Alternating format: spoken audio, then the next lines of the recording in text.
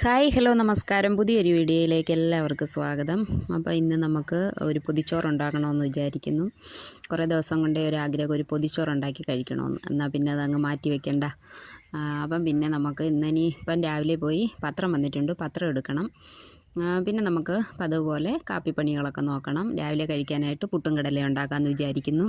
അപ്പം വീഡിയോ കാണുന്ന എല്ലാ പ്രിയപ്പെട്ടവർക്കും ഒരുപാട് സ്നേഹം, ഒരുപാട് നന്ദി. തുടർന്നും വീഡിയോ കാണണം, സപ്പോർട്ട് ചെയ്യണം. അപ്പോൾ നമ്മുടെ റോസയിൽ ഒരു നല്ല പൂ വിരിഞ്ഞിട്ടുണ്ട്, നല്ലൊരു കളറായത്. അപ്പം പിന്നെ എന്തോ വിശേഷം, പിന്നെ കുറച്ച് ശംഖുപുഷ്പം.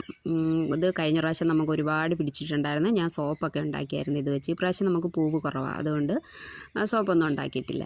അപ്പോൾ ഇവിടെ പുട്ടുണ്ടാക്കിയിട്ടുണ്ട്. പുട്ടിന് ഇവിടെ മക്കൾക്കും അച്ഛനും ഒന്നും തേങ്ങ ഇടുന്ന ഇഷ്ടമല്ല. പക്ഷേ എനിക്ക് നേരെ തിരിച്ചാൽ എനിക്ക് പുട്ടിന് തേങ്ങയൊക്കെ ഇട്ട് ഉണ്ടാക്കിയെടുക്കും. അവർക്കത് അവരുടെ ഇഷ്ടത്തിന് തേങ്ങ ഇടാതെ ഉണ്ടാക്കി കൊടുക്കും.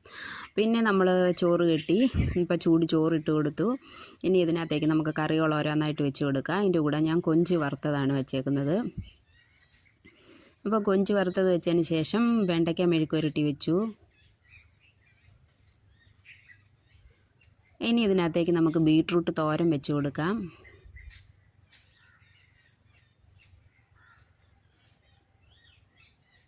പിന്നെ ചമ്മന്തി വെച്ച് കൊടുക്കാം. ഇത് കാന്താരി ചേർത്തരച്ച ചമ്മന്തിയാണ്. പിന്നെ ഒരു മുട്ട പൊരിച്ചത്,